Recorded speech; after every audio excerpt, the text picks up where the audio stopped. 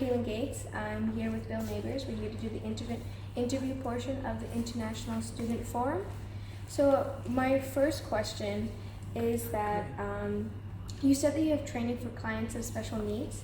Can you tell us a little bit more about that? Yes. Because I personally have never heard of anything like that, of someone with that expertise. Yes. So my certification is with the American College of Sports Medicine.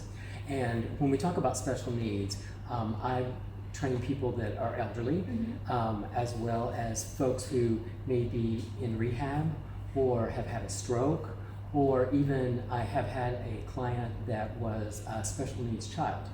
So people with learning disabilities, they learn differently than other folks. So you have to gear a fitness program to meet those needs. And the elderly the same way.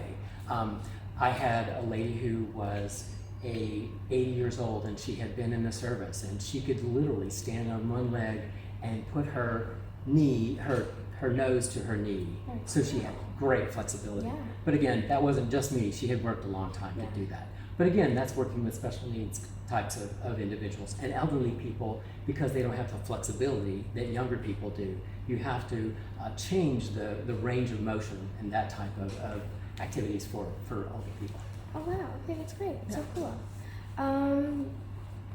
I have another question. So while you were speaking, you talked about cardiovascular diseases. So my question was, I know that exercising can also help quit smoking and reduce the risk of heart disease. That's correct. I was wondering, do you know why this happens, or how does exercise help with quitting smoking and reducing? Well, I think with quitting smoking, it introduces a new habit. Fitness is a habit, trust me. I've had this habit a long time. But it introduces a new activity, and so it keeps people from maybe wanting to smoke as much, because it gives them another activity. And then for cardiovascular, it helps to, as we exercise more, the blood rushes through our veins and our arteries, and can often help to move the plaque out of the arteries and the veins to be able to increase the blood flow. So it helps to put more blood in the body, as well as more oxygen into the body. Okay. So it can really help. Okay, great. So it's really helpful. Yeah, it is. Okay. Okay. Another question I had. This is more about the shape of our body, because you were talking about different trends and different types of exercises you could do. So one of them was, how long would it take for someone to change the shape of their body if they were to consistently work out? Like, a lot of people always ask, like, how long would it take me to lose blah blah blah amount of weight, or me to change the shape of my body? Like, is there a certain amount of period? There's not for any individual. I can't give you it's going to be 6 months or 6 weeks. However, depending upon consistency of a fitness program, any type of fitness program can change the shape of your body. Now, it depends upon what type a person wants to change. You can always add weight resistance to increase the musculature of the body. And then also, like, running will help to slim the body just by using more calories. So that can help someone move forward. But there's no specific time. I would say a good consistent fitness program that you can see changes within 6 to 8 weeks, easily. Okay, 6 to 8 weeks. Yeah. Great. That's awesome. Okay, this is a personal question. Okay. So it's more about, as I was saying, I asked you this a little bit before. For some of my stature and build, what would you sort of recommend? It depends on what your goal is. Okay. I don't know if you're trying to change the shape, or trying to lose weight, or what you're trying to achieve. But if let's say you wanted to lose a little bit of weight, okay? Here is the kind of the graphic I talked about in my sharing. So it's the number 220 minus your age times 70%, and that gives us the 140. And then, because we can't exercise at 100%, I chose the 80%. So this, at 112 heartbeats per minute, if in this range, this is where you would burn fat, at 112 or more. Okay. Say 112 to 120 beats per minute. And that you can just gauge by either a tracker, or you can just count it. Just count the number of heartbeats per minute when you're exercising. Okay, good. Okay? With here you say 80%. What would that look like if someone was to work out 80%? So this, the 80% here is just to do the math, but what we're trying to reach is the goal of the heartbeats per minute. So Yeah. no matter like throughout the exercise or the whatever the person's doing the workout, if they were just to count at any specific amount of time, and if they reached that, Yeah. that would be This is in 1 minute? yeah. Yep. So Okay. you can just count, you count your heartbeats times for So that it 15 gets seconds. there anytime. Yeah. Okay. Yeah. And you want to maintain for like 15 or 20 minutes during your session. Oh, okay. Yeah. Okay. So that will help with reducing body Thank you. fat. That's great. Yeah, I bet so. For sure. Okay, sorry. Another question I have here. For someone who has a busy schedule or is only free at a certain amount of time, do you have a certain exercise or regimen that you recommend they could do? So with people who have a limited amount of time, which I totally understand in this world, any type of compound movements. So when you think about a squat, doing squats, squats are a great compound movement. So are push-ups, because you're using your core, you're using your back, you're using your legs, you're using your shoulders, all of that during Mhm. a push-up. Same thing with a squat. So with squats, you're using your legs and your back and your core to support yourself. So any type of compound movement like that is a great movement, because you're using your whole body. Yeah. Right, you're using your whole body. And the more of those types of movements that you can do, the better off you'll be for a short period of time, if you have a short Okay. period of time. Yeah. You said that squats and sit-ups would be good. I heard that sometimes sit-ups could be bad for your body. Is that So with sit-ups, what you need to make sure is that you support your lower back, and that means by sucking in your stomach. Oh, Because okay. if you pull in your stomach, it's going to help support your lower back when you're doing sit-ups. okay? So you have to tend to. You have to really worry about Okay, this, yes. okay. Because if you're paying attention to this, That'll help it'll help your- take Okay, take help care of your alleviate lower your back. Yeah. Okay, great. Okay, another one is, there's actually a question asked by one of our classmates as well. They were asking, it's hard to first start exercising, so do you have any tips that someone would just get out of bed and maybe get there? Like you said, to just walking to the door of the gym and everything. Do you have any other tips? I do. I suggest, or I have found that joining a group, like a running group, or a swimming group, or a Tai Chi group, anything that is a group type of exercise, it's really amazing because you really do feed off the energy of other people. So if you're not necessarily a singular exercise type of person, Mhm. like swimming or running, then really getting into a group is great. And most cities have swimming clubs and running clubs, climbing clubs that get together usually on a weekly basis. Okay. So I really do suggest that type of organization. When I first moved to Florida, I knew no one. And I joined a running club, and I have had friends from that running club to this day, 33 years later. Wow, So, that's amazing. they've been lifelong friends. Yeah. Okay. Wow. Okay, that's great. Do you know if there are any clubs specifically in Shanghai, like the names of them? I actually don't. I do know that there's a Pudong Running Club. Okay. I don't know the WeChat full name, but I know that there's a Pudong Running Club, and I think there's one in Puxi too, but I can't swear to that. Okay. Yeah. Okay. Thank you. Okay, another question. Ooh. Sorry. Okay, so a thing about, you were talking about diets and everything and how portion control and about your stomach. Right. What if someone's like a person who constantly eats or is constantly craving sweets and sugar? Do you have any tips they could try to do to control their cravings and control their pickiness? That's a really tough question depending on the individual, but oftentimes eating for certain things like sugar in particular, it helps to increase the endorphins that our body produces, because it makes us happy, right? Chocolate makes us happy, Yeah. right? So anytime that a person can move from maybe a sugary dessert or a sugary snack to something like, I know this sounds really old-fashioned, but carrots and celery and other types of low carbohydrate types of snacks that satisfy that chewing sensation, Okay, that's what really helps. not cigarettes, but Okay, yeah. Celery, right, celery, celery, not not cigarettes, right? Yeah. Yeah. Okay, thank you. Yeah, so any type of healthy types of snack like that will help with the sensation of eating. With going on about eating, do you have any diets that you would recommend someone if they were to go on one? Actually, my certification really is not geared around nutrition, and that's one of the reasons I don't talk necessarily about food, because it's really hard without knowing the individual what their needs are and then what their dietary needs are before I can speak to that. Okay, so would it be better if someone was to, if they wanted to change their body shape or lose weight, should they contact and actually have a personal trainer? It's always great to have a trainer, I will say that, but today there's tons of information on YouTube and on the internet about diet and fitness programs.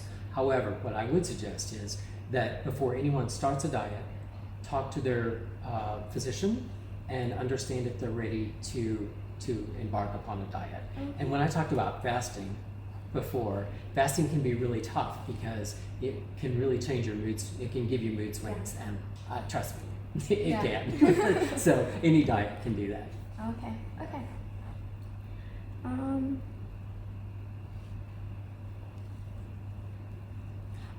Okay, so this is about just everything in general, from the certain types of trends on diets and sleeping. Do you recommend any apps or anything that could help someone monitor themselves? Actually, if people, for people who have Apple products, they can, if you have an Apple Watch, it really does monitor your movements really well, and it can monitor your sleep.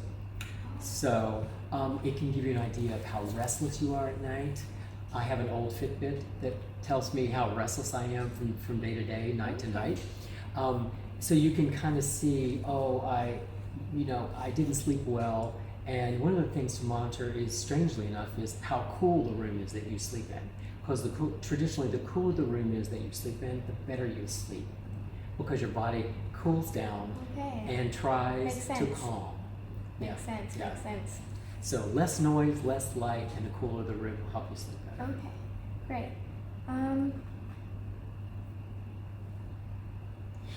This is about injuring themselves. Do you have any quick tips? So if someone was to exercise spontaneously and they did injure themselves during that workout, do you have any tips they could do to quickly help themselves? I do. It goes back to RICE, which is rest, ice, compression, and elevation. And those are really geared toward limbs, right? So if you hurt your wrist, then you want to rest it, put ice on it, and then compression bandage and elevate it. And that helps to take the swelling out of an arm or a leg. However, if you say hurt your shoulder, which I can speak to myself, rest. It's really important to rest it. So you want to not do that exercise or do that activity for at least a week, because with a week, normally you can tell if you rest it and you put ice on it in the first 24 hours, and then after the first 24 hours, you go to heat. So a heating pad, or an old sock filled with rice, trust me, in 30 seconds in the microwave is a heating pad. It really works. So after 24 hours, then you go to heat. So that's a rest and ice or heat, and then compression if you need to wrap it, and then elevating. So you're gonna, obviously you can, with a shoulder, you're gonna be upright all the time. But those just old-fashioned remedies really will help to ease some of the pain and discomfort.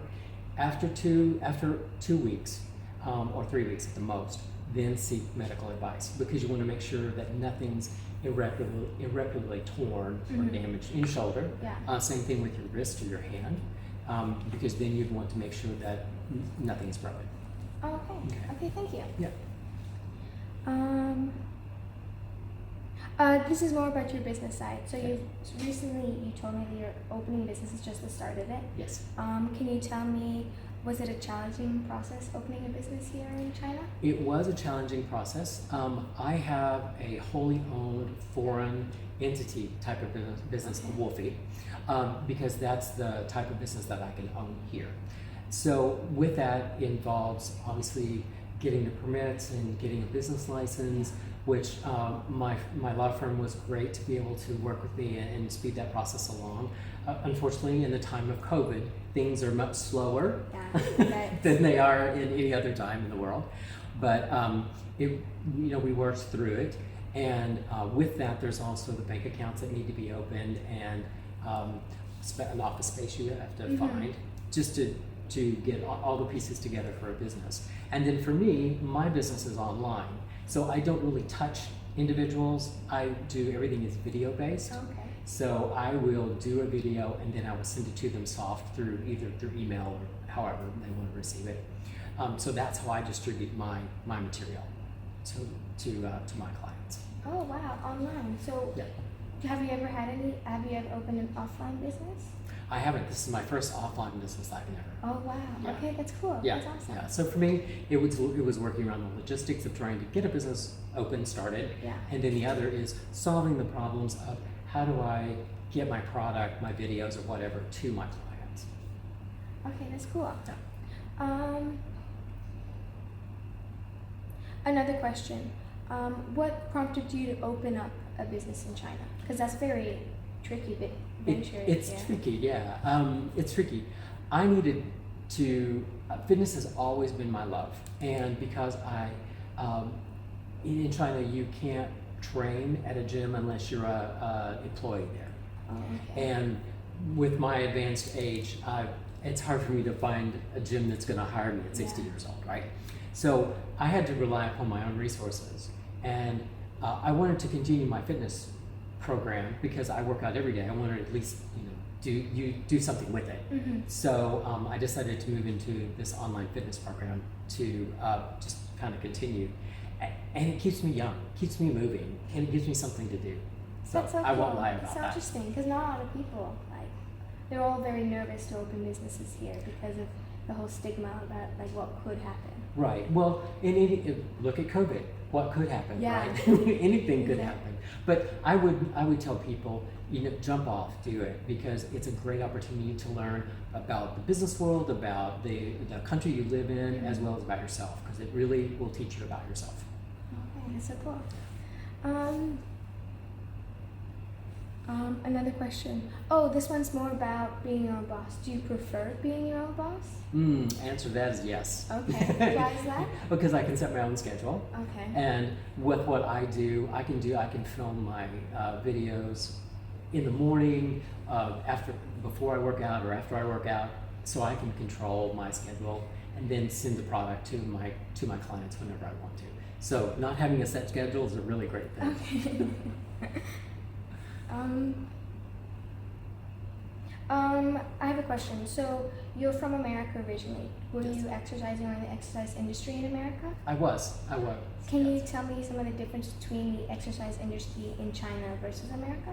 You'd actually be surprised. It's very, very similar. Oh, really? Yeah, it's very similar. The one thing I will say is that here in China, we're just beginning to see people interested in fitness and getting involved and embracing it. Because I think overall, culturally, it's been a different mindset. So now people have time and the resources and the ability to embrace fitness a little bit more. So that's new. It's a new part, a different way of thinking. Whereas in the States, it's a little more established, because I started running and exercising in the 70s, so a long time ago. So I have been in in fitness for a long time. So it's really good to see all of this new interest in China. And I think with that comes the idea of, oh, we can do something with this and it can make my life better. And it can make my kids' life better, right? Yeah. Because I'm going to be around longer. Yeah.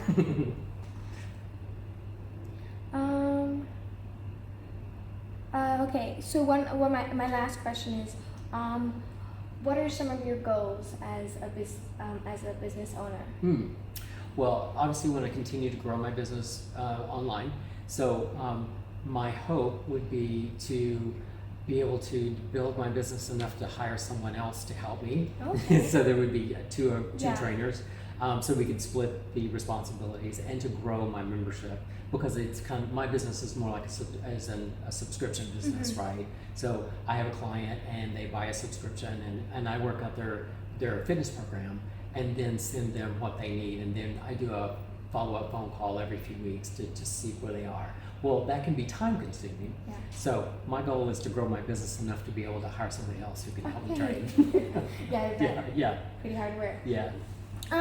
So for the last portion of this interview, I think I'll ask some questions from some of my classmates. So one person says, is there an efficient exercise routine that I can do indoors? Do indoors? There is. I call it. It's my traveling workout. It's what it is. So it's a series of push-ups. So you're on the floor doing push-ups. It's kind of tedious, but push-ups. Then there's wall push-offs. So you're standing at a wall and your feet are about 2 feet back from the wall, and you're pushing off. Okay. So that works your upper body and your back. To work your arms and your shoulders, wrap a towel around your foot, and you're going to take it up and loop it in your hand, and you're going to do bicep curls. Oh wow! Because the tension, you're going to be able to use the tension for your biceps. Okay. And then flip the towel behind your back, and you're going to push toward the walls, and that helps work on your shoulders. Okay, and you do this while you travel. So When you travel. Easy and simple. Yeah, it's really simple, and you don't need any equipment. The other is squats. So you're just gonna squat like you're sitting on a stool, sitting on the bed, and then get back up, and sit down on the bed and get back up. So those will help to use your legs and lower back and your upper body. Okay, great, thank you. Another question. What experiences would you point out are essential to yourself or have made a very big impact? Experiences. Number one, I would say, is I try to always move forward and not look backward. Another is consistency. Always be consistent. And I think for me, going into my sixth decade, I feel like that a consistent use of fitness has been the key to keeping me moving forward and keeping me young. Also, surprisingly enough, injuries teach you a lot about yourself. I would expect that. Yeah, because you learn, oh, I'm injured. I need to pay more attention to this or to that, or I don't do this, or I do more of this. But also, you have to remember, oh, my ego got too big for me, and that's how I got injured. Makes sense, yeah. Makes sense. Yeah. Well, thank you for coming today, and thank you for talking about yourself and fitness. Certainly. It's been very helpful for everyone here. Good. Donghua would like to say thank you for everything. Thank you very much. Thanks for allowing me to share my views. Okay, so about my feelings. Well, I think this has been a really great interview and a really great international student forum. I've learned a lot about myself and about fitness, and for my personally, where I'm starting my own workout regimen and dietary restrictions. So it's been great information and feedback. And now I have some tips and tricks that I can use when I get home and do by myself, and I'll be able to help others if they start. So it's been great information, and I've learned a lot.